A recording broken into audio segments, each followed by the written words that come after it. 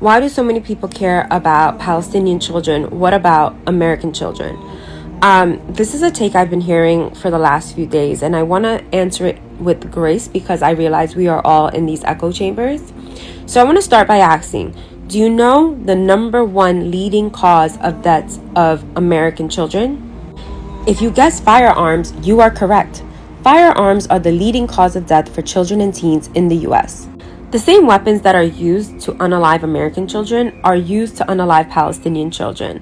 They're all made here in the good old USA. So not only do we care about Palestinian children, we also care deeply about American children, which is why we advocate for better gun laws, better gun rights, right?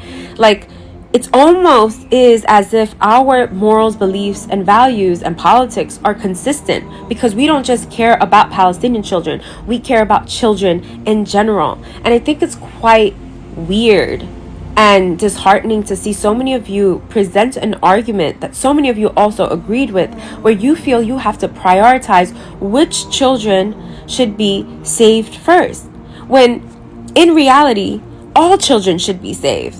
Secondly, Palestinian children are being harmed because of U.S. weapons, because of U.S. money, because of U.S. tax dollar money. That's yours and mine's hard-working dollars going to not only their extermination, but their displacement. Do you understand? We are displacing these people. And where do you think these people are going to migrate to?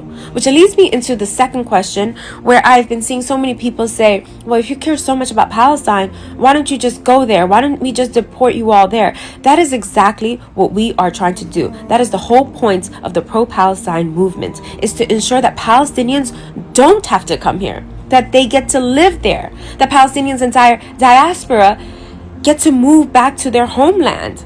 That is the whole point of the pro-Palestinian movement, is so that people can live on their homeland, that they don't have to come here and be a refugee and experience racism by people like you.